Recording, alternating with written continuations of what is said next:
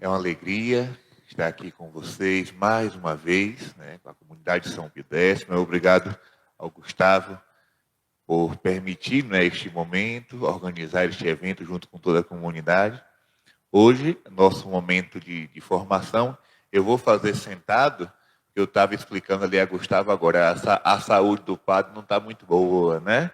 Porque o vai e vem da missão, só para vocês terem ideia, eu estava lá em São Paulo na sexta-feira, peguei um voo às 8 da manhã para Salvador, de Salvador peguei outro voo para Brasília, de Brasília peguei um transporte para o interior de Goiás, para chegar às 7 horas da noite, celebrar uma missa, fazer uma pregação, para depois dormir, acordar e vir para cá.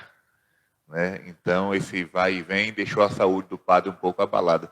Eu saí de casa com tanta pressa que eu só vim ver no final do dia que eu tinha calçado a sandália, um pé de um pé de outro. Não sei se vocês estão dando para ver aqui, né? A cor é igual, mas o modelo é diferente. É porque eu não gosto de usar sapato, né? Eu gosto mais de usar a sandália franciscana. Aí quando eu cheguei em Goiás, que eu olhei para o pé, eu digo, Ave Maria, tá esquisito isso aqui. Mas não tem problema não. O importante é, a missão, o sapato é o de menos. E aí a garganta começou a arranhar um pouquinho, aquela coisa toda, aquela moleza no corpo, mas eu vou lá para Campina Grande, com a graça de Deus, para poder rezar com vocês.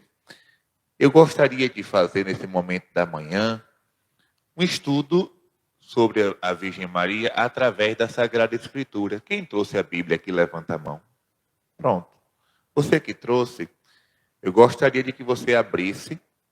É bem difícil achar esse versículo. Bem difícil, bem difícil. Gênesis capítulo 1, versículo 1. É bem difícil achar. Gênesis capítulo 1, versículo 1. 1. Para a gente entender, meus irmãos, o mistério de Nossa Senhora, a gente precisa entender as primeiras realidades do universo. Então, abram aí em Gênesis 1:1. O que é que está escrito aí?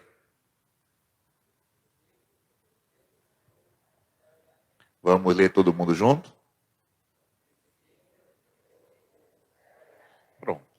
A Bíblia começa com esta frase. No princípio, Deus criou o céu e a terra.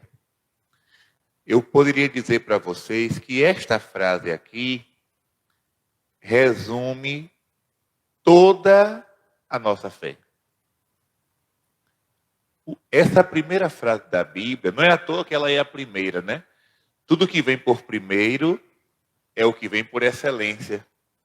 Tudo que vem por primeiro. Por exemplo, dos mandamentos da lei de Deus, qual é o mais importante?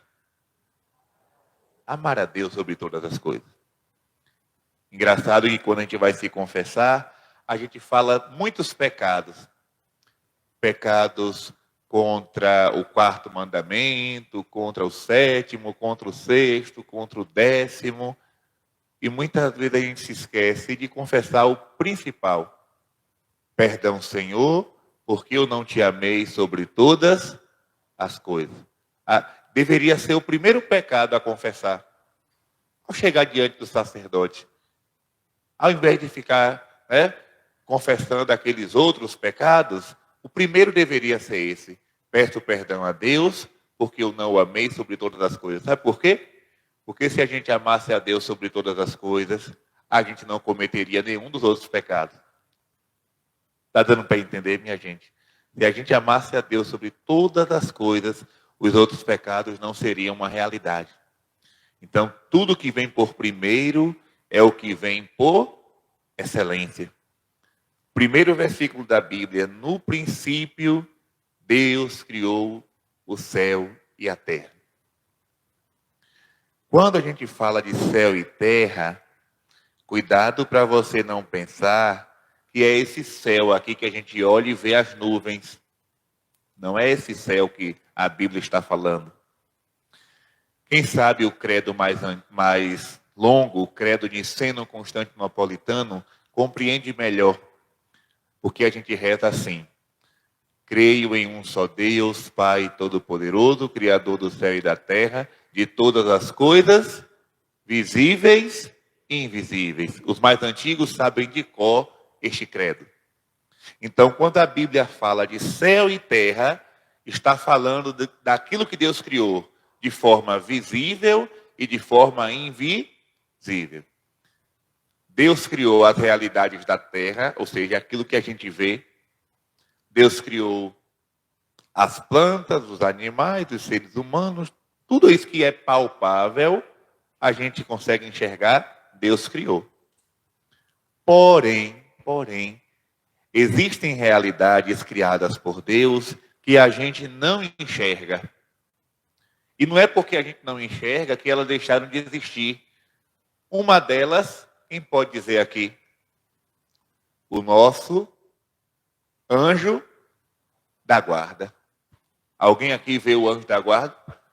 Eu nunca vi, nem quero. Nunca vi, nem quero. Mas eu sei que ele existe.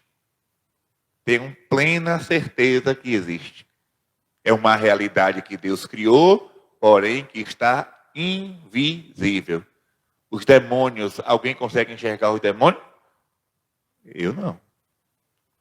Mas eles existem. Então, quando vocês lerem esse versículo, no princípio, Deus criou o céu e a terra, lembrem disso.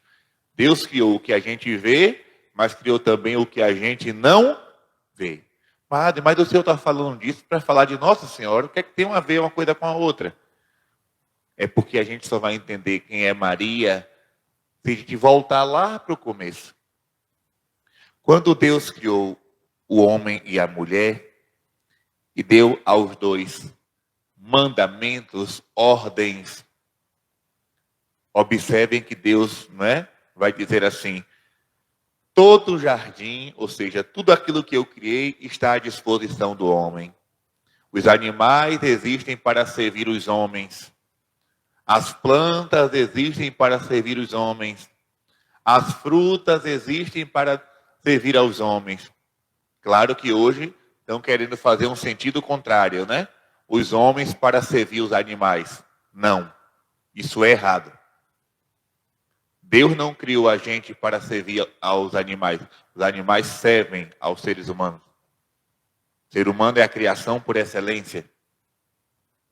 Por excelência. E Deus disse: existe um fruto no meio do jardim que vocês não podem comer. Porque se vocês comerem, vocês morrem. É a árvore do conhecimento do bem e do mal. O que é que quer dizer isso, padre? O que é que a Bíblia está querendo dizer com isso? Deus nos criou com liberdade, porém existe como é que eu posso dizer? Existe um limite na liberdade humana. A liberdade que Deus nos deu não significa que é para fazer tudo o que dá na minha cabeça. Por exemplo, Deus me deu liberdade para pegar esse copo, botar um pouquinho de água dentro e beber. Isso significa que essa mesma liberdade eu posso usar para quebrar esse copo na cabeça de alguém? Não. A faca. Deus permitiu que o homem criasse a faca, usasse da sua inteligência para fazer a faca, para descascar uma laranja, para cortar uma carne, para cortar uma madeira. Mas ele não deu essa liberdade a gente para pegar uma faca e enfiar no bucho do outro. Para enfiar no pescoço de alguém. Não. Então, tudo que Deus fez, ele também impõe limites. Você pode ir, mas só vá até aqui. Satanás, ele vai dizer para o homem o contrário. Não.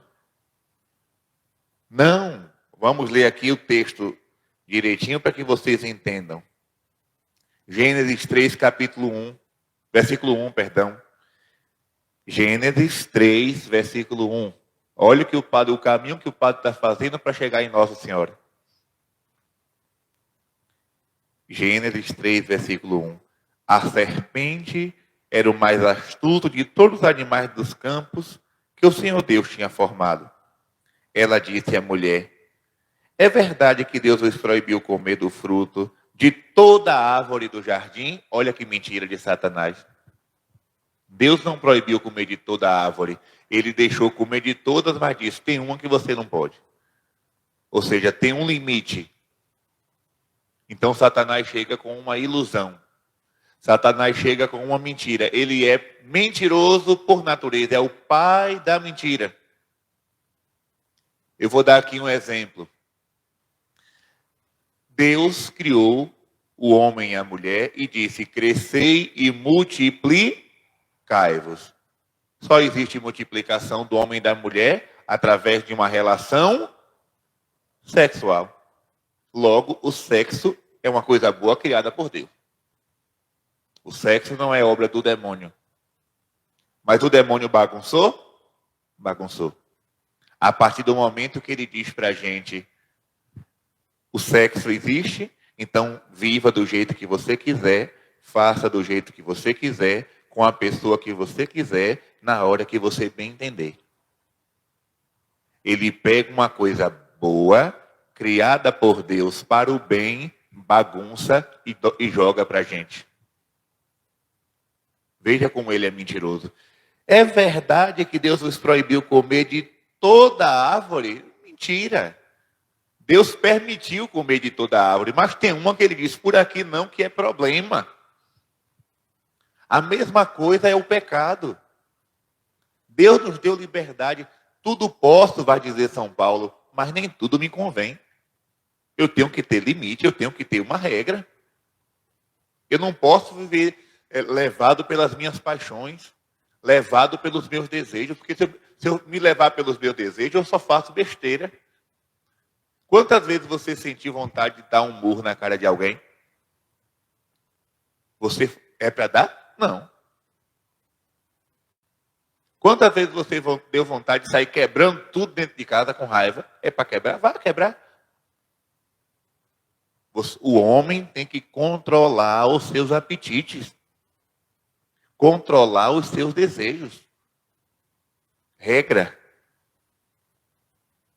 Então o demônio vem com a ilusão. Faça tudo. Viva à vontade. Eva responde. Podemos comer do fruto das árvores do jardim, mas do fruto da árvore que está no meio do jardim, Deus disse, vós não comereis dele, nem o tocareis, para que não morrais. Oh não, tornou a serpente, vós não morrereis. Mas Deus bem sabe que no dia em que dele comerdes, vossos olhos se abrirão e sereis como deuses, conhecedores do bem e do mal. Olha a tentação do inimigo. Sereis como deuses. Na verdade, quem queria ser igual a Deus era ele. Mas São Miguel Arcanjo, que está ali representado naquela imagem, lá do Monte Gargano, ele vai dar aquele grande grito. Quem como Deus? Ninguém como Deus. Então, Satanás quer ser igual a Deus, é destronado. Vem para a terra cantar, fazer o canto da sereia no nosso ouvido. Vocês podem ser como deuses, conhecedores do bem e do mal. Nós não somos deuses coisa nenhuma. Nós somos criaturas. Nós somos servidores. Santo Inácio de Loyola vai dizer assim, o homem foi criado para conhecer, amar, servir, louvar a Deus e assim salvar-se. Nós estamos aqui debaixo de uma obediência humilde ao Criador. Nós não somos conhecedores do bem e do mal. Nós não somos donos da nossa própria vida. Tanto é verdade que quando nossa respiração para, a gente morre. Ah, não, mas eu tenho muito dinheiro. Então, eu vou pegar um plano de saúde daquele bem caro.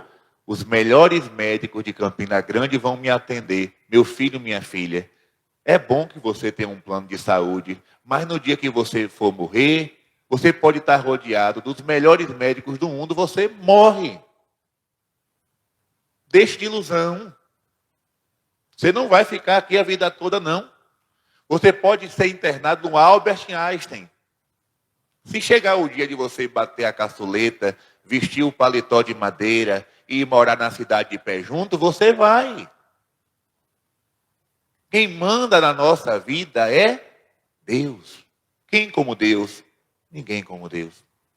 Então a ilusão que o ser humano tem de que pode mandar nas coisas. Não que eu tenho dinheiro, que eu posso, porque eu sou isso. Eu sou isso, eu sou aquilo. Que você não é nada, Deus é. Eu sou aquele que sou. É o nome de Deus revelado a Moisés. Eu sou. E o ser humano, você não é nada. Perguntaram a João Batista: João Batista, tu és o profeta? Não sou. Tu és o Messias? Não sou. Tu és o esperado? Não sou. Você é quem? Eu sou uma voz que clama no deserto. Agora, quando Jesus chega, aí é diferente, porque Jesus é Deus. Eu sou o caminho, a verdade e a vida. Eu sou o pão da vida. Eu sou a videira verdadeira. Eu sou a porta das ovelhas. Eu sou o bom pastor. Jesus pode dizer isso, eu sou. A gente não. Nós somos pó e ao pó vamos voltar. Viemos da terra, do barro. E quando a gente morrer, voltaremos para o pó. Então nós não somos nada. Quem acha que é alguma coisa porque tem isso ou aquilo, mas eu tenho na parede da minha casa muitos diplomas, graças a Deus. Use a sabedoria que Deus lhe deu, o diploma que Deus lhe deu para fazer o bem enquanto você está vivo. Mas não se ache mais importante do que ninguém. Não se ache. Às vezes você pode passar por um gari. É um catador de lixo. Se os garis da face da terra desaparecerem, a gente vai morar no lixão. Deus abençoe a todos os garis que não permitem o lixo ficar na rua. Então nós não somos mais importantes do que ele. Cada um com sua função, cada um com sua missão. Então a serpente vem colocar no nosso ouvido aquele canto da sereia. Vocês serão como deuses. Vocês poderão fazer tudo. É como um aborto, né? A mulher se sente no direito. Não, porque se você não quer engravidar, por que você vai se relacionar? Se você sabe que a união de um homem e de uma mulher pode gerar uma vida, então quer dizer que você vive à torta e à direito, e quando a criança chega você mata? Está certo isso? Isso é diabólico. Isso é diabólico.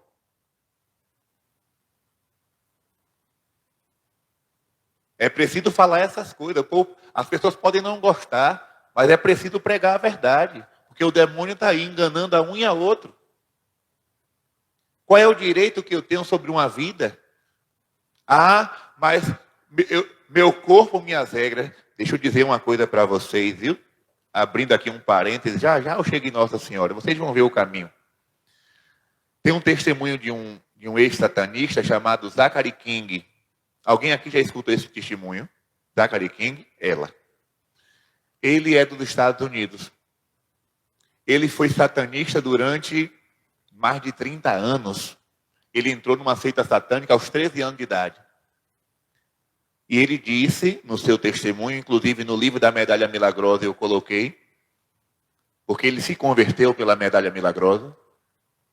Ele conta que chegou a fazer, ele contou, 143 abortos em clínicas para fazer ritual de sacrifício satânico. Porque no satanismo, todo sacrifício tem que derramar sangue. E quanto mais o sangue for inocente, mais forte o sacrifício é. Mais forte a magia é. Então aqui no Brasil, né, por exemplo, não, vamos matar uma galinha, vamos matar um bode. É sacrifício, é derramamento de sangue. É macumba, é magia. Mas as magias mais pesadas é feito com sangue inocente. Derrama sangue de criança, de aborto. E ele conta no testemunho, que durante o ritual, os membros da seita satânica ficavam em redor, a moça grávida em cima da cama, médicos e enfermeiras realizando o ritual, e as mulheres da seita ficavam repetindo: meu corpo, minhas regras, meu corpo, minhas regras, meu corpo, minhas regras. É um ex-satanista contando. Sou eu não. E aí essa frase, que se espalha pelo Brasil afora, Gente, não é seu corpo, é o corpo de outra pessoa. Meu corpo é minha unha. Minha unha cresceu, está até grandinha, eu vou até cortar hoje. Eu passo uma tesoura, o pedaço da unha cai lá, é meu corpo, eu cortei. Meu cabelo, o cabelo está grande, passa a máquina, é meu corpo, joga o resto fora. A criança não. A criança é uma outra pessoa. Então, vocês serão como deuses. Eva, coitada, feito uma besta, deu ouvido a Satanás, esqueceu o mandamento de Deus, comeu do fruto proibido e perdeu a graça. A graça que Adão e Eva tinham no paraíso. Eles nasceram santos, minha gente. Eles foram criados imaculados. Mas por causa de uma tentação, um mistério do mal, caíram no pecado. De lá para cá, existe aquilo que nós chamamos de pecado original. Ah, padre, o que é pecado original? É porque tem o original e o falso, é? Tem o original, que é o legítimo, e tem o do Paraguai. Não existe. Quando fala de pecado original, nós estamos falando de pecado das origens. Ou seja, aquele pecado que originou todos os outros. A palavra original vem de origem. O pecado de Adão e Eva originou todos os outros. Por isso que a gente é batizado. Está aqui a pia batismal. A criança é batizada para quê? Para apagar a mancha do pecado original, que a gente recebe por herança. É uma herança negativa. Por isso que o sacramento mais importante, né, para a nossa vida é o batismo. É a porta de entrada na igreja. Quem não é batizado não pode ser chamado de filho de Deus. Né? Então, meus irmãos, depois de todo o pecado, parecia que a humanidade estava condenada para sempre. Só que Deus não deixa a criação se perder. Vamos ler agora Gênesis 3:14. A gente estava lendo o versículo 1, vamos agora ler o 14. Então o Senhor Deus disse à serpente: porque fizeste isso, serás maldita entre todos os animais e feras do campo. Andarás de rasto sobre o teu ventre e comerás o pó todos os dias de tua vida. Porém, ódio entre ti e a... Vamos ler junto o versículo 15? Porém, entre a tua... Esta te ferirá a cabeça. Pronto. Se você puder, se tiver aí com uma caneta, um hidrocor, giz de cera, lápis de cera, se você puder riscar, marcar esse versículo, é bom. Porque este versículo é o primeiro evangelho. Gênesis 3,15 é chamado pelos teólogos de proto-evangelho, primeiro evangelho.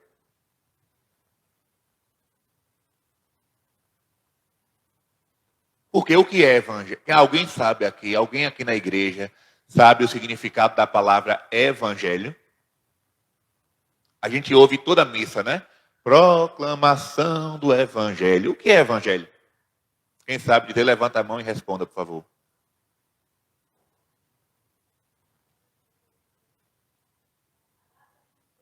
A palavra de Deus está certa, mas tem outra palavrinha também. O evangelho é a palavra de Deus, correto. Mas a palavra, no sentido, né, literal, significa boa nova. Nunca esqueçam isso. A palavra evangelho significa boa nova. Boa notícia. Traduzindo, né? O evangelho é uma boa notícia. Não é uma má notícia. A má notícia a gente acabou de ler. Eva e Adão pecaram, ouviram a serpente. Terrível notícia. Péssima notícia. Mas agora nós escutamos uma boa notícia. Deus dizendo 3,15, versículo 3, capítulo 3, versículo 15. Porém, ódio entre ti e a mulher, entre a tua descendência e a dela, ela te ferirá a cabeça e tu lhe ferirás o calcanhar. Aqui está uma promessa de salvação. Aqui está uma promessa de restauração. A humanidade pecadora, a humanidade que estava aos pés do maligno, a humanidade tentada, ludibriada pela serpente, recebe agora uma boa notícia. A salvação vai chegar. E como é que a salvação vai chegar? Uma mulher vai pisar na cabeça de Satanás. E a descendência dessa mulher irá trazer para nós a salvação. Está dando para entender, minha gente? Se alguém tiver confuso aí, por favor, peça para explicar que eu explico. Rebobinando a fita, olha, coisa antiga danada, o VHS, né? O tempo da fita cassete. Rebobinando a fita. Deus cria o céu e a terra, realidades visíveis e invisíveis. Deus cria o ser humano peca por tentação, por fraqueza. A humanidade é condenada, porém vem uma promessa de salvação. Porém, inimizade, Satanás, entre você e a mulher. Aqui começa, como é que eu posso dizer? Uma luz brilhando no fim do túnel. Sabe quando a gente está desesperado, sem ter o que fazer, aquela escuridão, a gente começa a ver uma luz brilhar no fim do túnel, dá aquela alegria no coração da gente. É quando alguém está doente no hospital, condenado a morrer. E o médico diz, está difícil, não tem mais jeito. Daqui a pouco o corpo começa a reagir. Aí o médico diz, olha, está melhorando. Aí começa a dar uma esperançazinha no coração da gente. É esse versículo. Estávamos condenados. Éramos filhos da ira. Estávamos sob o jugo do demônio. Mas há uma esperança de salvação. Um sinal, um brilho, uma luz no fim do túnel. Mas, padre, quem é essa mulher? Vamos agora abrir em Cântico dos Cânticos, capítulo 6, versículo 10. Abra aí a Bíblia, e agora é mais difícil de achar, né? Cântico dos Cânticos, capítulo 6, versículo 10. O meu já está aberto. Fica depois de Eclesiastes. Depois de Eclesiastes, vem Cântico dos Cânticos. Acharam? Não? Então a gente dá mais um tempinho. Cântico dos Cânticos, capítulo 6, versículo 10.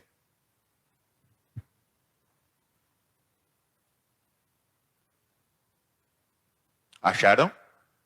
Ai, Jesus. Quem achou, levanta a mão. Pronto, já dá para ler. O que é que está escrito aí? Quem é essa que surge como a aurora, bela como a lua, brilhante como o sol, temível como um exército em ordem de batalha? Vamos ler de novo? Quem é essa que surge como a aurora, bela como a lua, brilhante como o sol, temível como um exército em ordem de batalha? Quem é da Legião de Maria conhece bem porque faz parte da catena, né? Da catena de Nossa Senhora. Padre, mas do Cântico dos Cânticos está falando da relação do esposo com a esposa. Eu sei. Mas a Bíblia também tem um sentido alegórico. Nós podemos descobrir em textos do Antigo Testamento pistas para o Novo. A teologia também trabalha dessa forma. Ela pega um texto do Antigo Testamento e encontra ali uma pista para os mistérios do Novo. Vamos agora ler Apocalipse capítulo 12, versículo 1. Agora está mais fácil de achar, né? Apocalipse, último livro da Bíblia. Vai lá para o finalzinho. capítulo 12, versículo 1.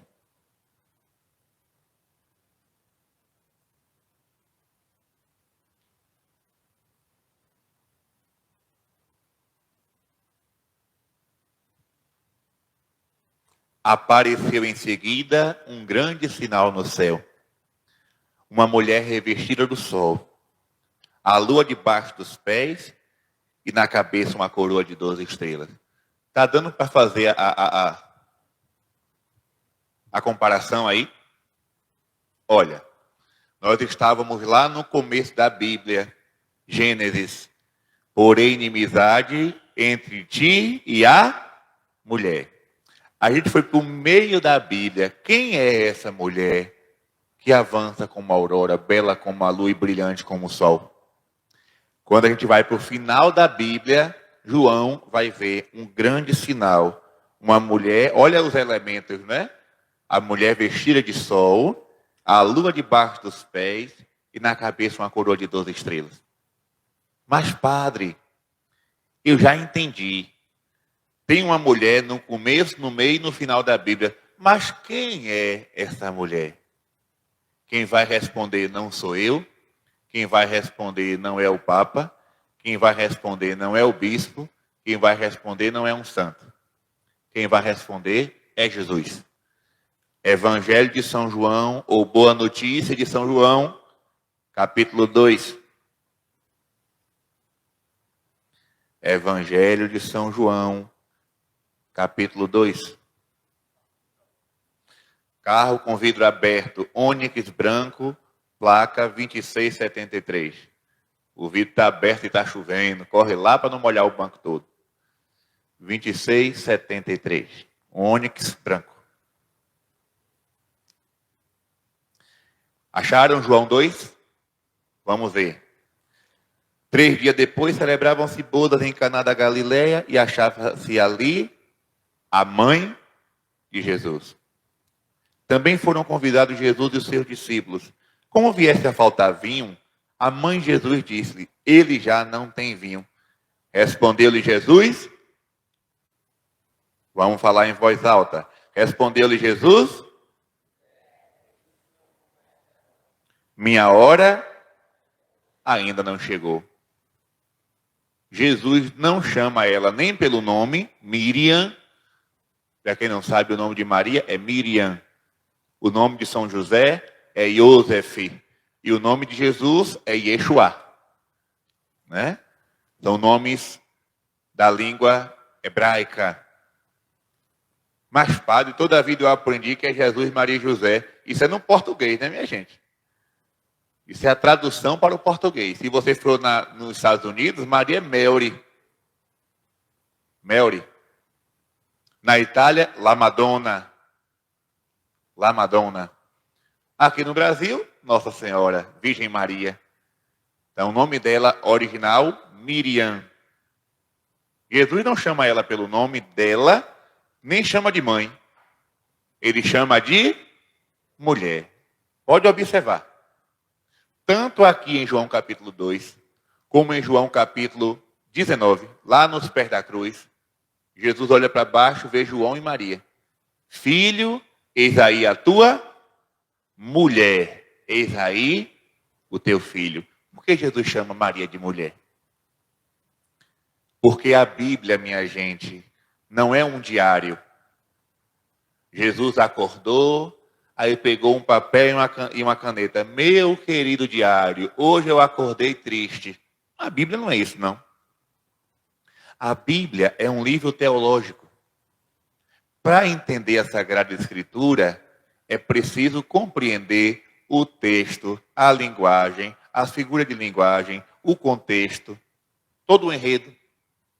Então Jesus chama Nossa Senhora de mulher, porque ele está se referindo à mulher que esmaga a cabeça da serpente no Gênesis e à mulher que aparece vestida de sol no Apocalipse.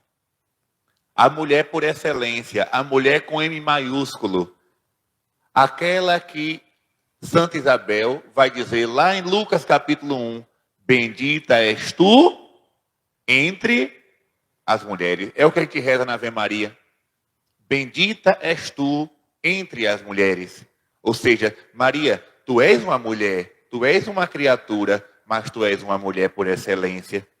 Porque você foi escolhida por Deus desde o princípio da criação. Quando a serpente enganou o homem e a mulher, Adão e Eva, Deus quis reconstruir o mundo com um novo Adão e com uma nova Eva. Quem é o novo Adão? O novo Adão é quem? Jesus. Quem é a nova Eva? Maria. Está dando para entender, minha gente, esse zigue-zague que o padre está fazendo? Para depois não dar um nó no juízo de vocês. Eu fui para lá, o padre falou um bocado de coisa. Está dando para entender direitinho, não dá? Então, Deus reconstrói a humanidade. A humanidade que estava condenada, eu criei Adão e Eva. Agora eu mandarei um novo Adão e uma nova Eva. Esta nova Eva, esta mulher, é a Virgem Maria. Ela, com o seu sim, gente, Nossa Senhora é o contrário de Eva em tudo. Eva foi orgulhosa, Maria, humilde. Eva desobedeceu, Maria obedeceu. Eva deu o nó do pecado, Maria desatou esse nó. Tudo o contrário. Então, Nossa Senhora, ela vem como a aurora, né? A aurora antecede a chegada do sol. Quem costuma acordar cedo, aqui na cidade não, porque hoje as pessoas não fazem mais isso. Mas quem nasceu no sítio, na roça, no interior como eu, quando a gente acordava antes do sol nascer, a gente via aquele clarão que é a aurora. Aquele clarão anunciava que o sol estava para chegar, o sol estava nascendo. Então, Nossa Senhora, ela é como a aurora. Quem é esta que avança como a aurora? Ela vem primeiro para preparar a chegada do sol. Maria vem, é criada imaculada para gerar o sol da justiça, para gerar Jesus. E quando o anjo aparece para ela e diz: Maria, tu serás a mãe do Messias, a mãe do Emanuel. Quando ela disse: eis aqui a serva do Senhor, pronto, pisou na cabeça da serpente. Foi o primeiro pisão que ela deu, a primeira pisada na cabeça da serpente. Ali, os planos de Satanás começaram a ficar frustrados. Quando Nossa Senhora disse sim ao anjo, pronto, o demônio ficou confuso. O inferno estremeceu. É o que a gente reza no ofício de Nossa Senhora. Para que o homem suba às sumas alturas, desce Deus dos céus para as criaturas. Com os raios claros do sol da justiça, resplandece a Virgem, dando ao sol cobiça. Gente, o demônio já tinha cantado vitória com o pecado. Para ele, a humanidade já estava, como diz lá na Bahia, no papo. Quando Maria disse: eis aqui a serva do Senhor, fia-te, faça-se em mim segundo a tua palavra, o céu se rasgou, o céu se abriu, Cristo desceu, o Verbo se fez carne e habitou entre nós, no ventre de Nossa Senhora. Esse mistério é grande. A gente nunca vai entender, a gente nunca vai compreender esse momento. Nunca. Deus que estava distante do homem, no mais alto dos céus, agora se fez gente. Se fez homem. Veio habitar no meio dos homens. Veio salvar os homens. Veio resgatar os homens. Tudo isso a partir do sim de Nossa Senhora. Eva disse não. Nossa Senhora disse sim. Agora vocês começam a compreender por que é que o padre, para falar de Nossa Senhora, foi lá para Gênesis capítulo 1, versículo 1. No princípio Deus criou o céu e a terra. Meus irmãos, o sim de Nossa Senhora dá início a uma nova criação. Vamos abrir João capítulo 1, versículo 1. João capítulo 1, versículo 1. Veja que aqui, nesse evangelho de João, nesta boa notícia de João, essa boa nova de João, nós vamos ver um novo Gênesis. Gênesis 1 vai dizer, no princípio Deus criou o céu e a terra. João capítulo 1, versículo 1 vai dizer o quê? No princípio era o verbo. E o verbo estava junto, e o verbo era, ele estava no princípio junto de, quem é o verbo? Jesus, o verbo encarnado, a palavra do Pai. Vejam que o evangelho de João é digamos que um novo Gênesis, né? Porque lá no Gênesis Deus criou o céu e a terra, lá tinha um Adão, lá tinha uma Eva. Agora João vai escrever um novo Gênesis. No princípio era o verbo. O verbo estava junto de Deus. O verbo era Deus. Ele estava no princípio junto de Deus. Jesus não é como dizem as testemunhas de Jeová.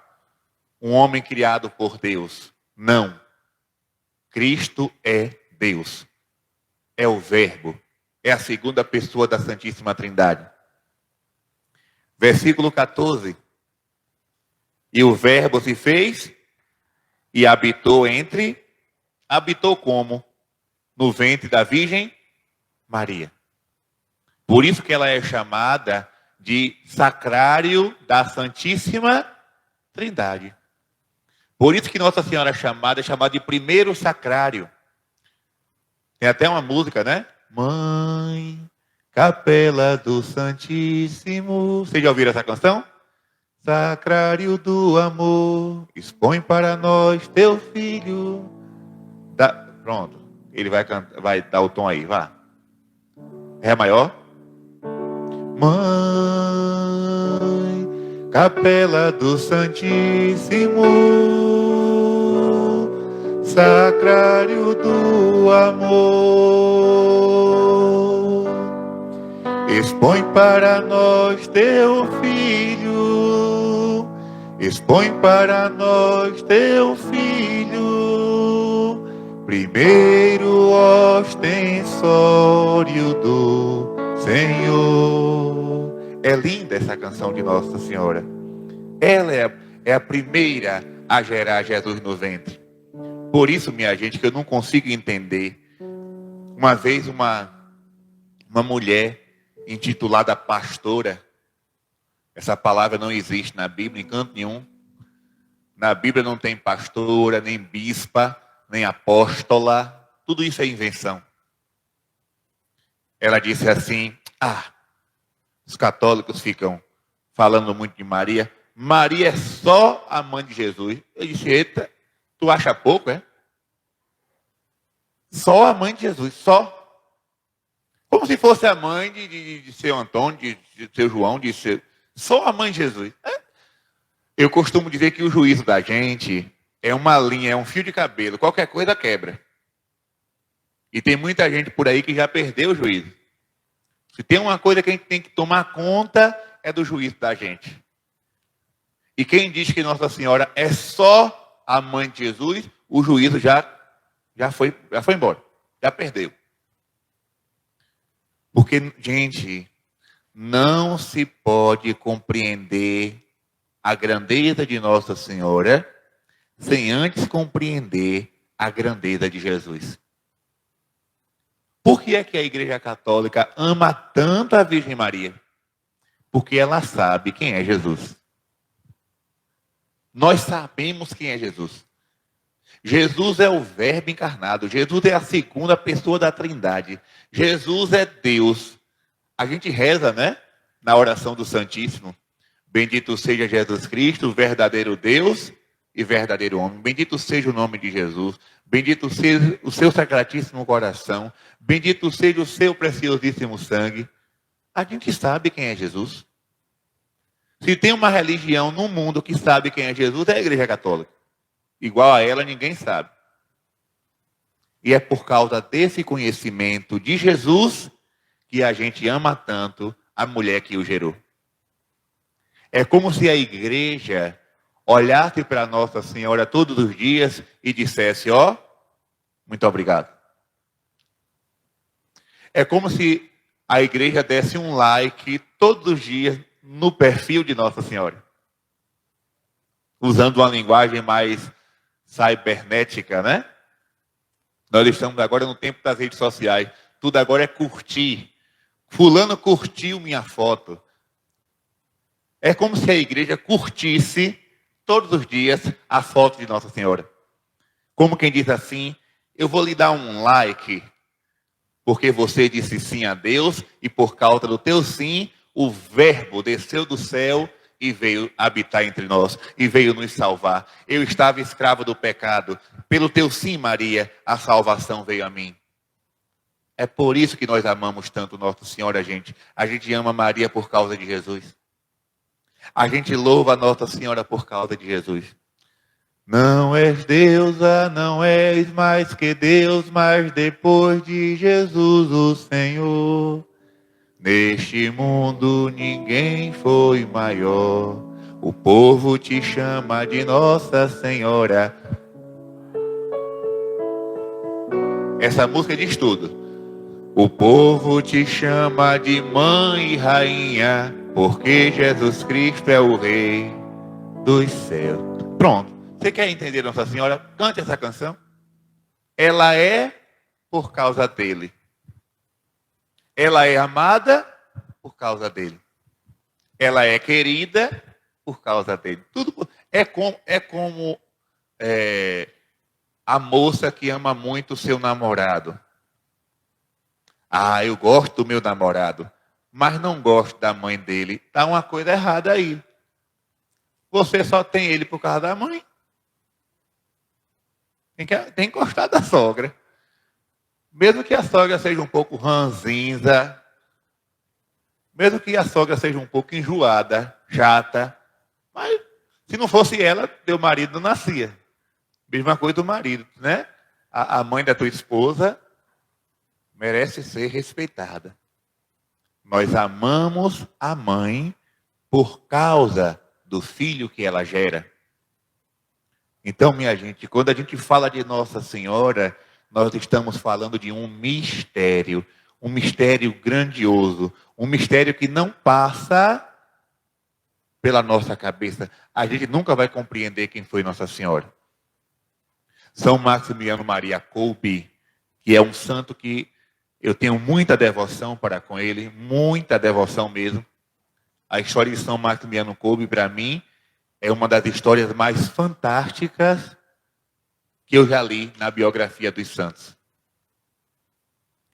E São Maximiliano Kolbe vai escrever: saber quem é Maria, a gente pode até saber, mas compreender o que significa Mãe de Deus, isso aí a gente nunca vai compreender. Essa palavra que a gente repete todos os dias, Santa Maria, Mãe de Deus. Ah, padre, ela é mãe de Jesus. Deixe de ser tonto, que a gente acabou de ler aqui em João capítulo 1, versículo 1, que o verbo é Deus. O verbo estava no princípio. Então, quando eu digo que Maria é mãe de Deus, eu estou dizendo que Jesus é Deus. Então, essa palavra, mãe de Deus, Mater Dei, Santa Maria Mater Dei, isso nunca vai ser compreendido pela linguagem humana. A gente só vai entender quem é Nossa Senhora no céu. No céu a gente vai entender quem é essa mulher. Aqui na terra, não.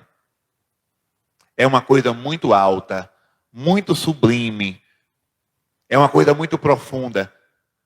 Foge da nossa capacidade de compreensão. Uma mulher selecionada por Deus, preparada por Deus para gerar o seu filho e para esmagar a soberba de Satanás. Eu vou parando por aqui, porque eu já falei demais. Hoje o dia é longo, tem muitas atividades ainda pela frente. Mas eu gostaria de que você guardasse isso no seu coração. quando você olhar para a Virgem Maria, não a veja apenas como uma simples mulher. Olhe para, ou então como uma santa, né? Uma santa, como se fosse Santa Luzia, Santa Bárbara, Santa Águeda, Santa Mônica. Não. Todas essas mulheres foram importantes. Todas essas mulheres foram santas. Maria é mais do que santa. Maria tem um mistério que a gente não consegue compreender. Ela é a bendita entre todas as mulheres. Pegue todas as mulheres da terra agora, da mais santa às mais pecadoras. Nossa Senhora está acima delas todas. Está acima delas todas. Então que esse amor por Nossa Senhora possa crescer a cada dia no nosso coração.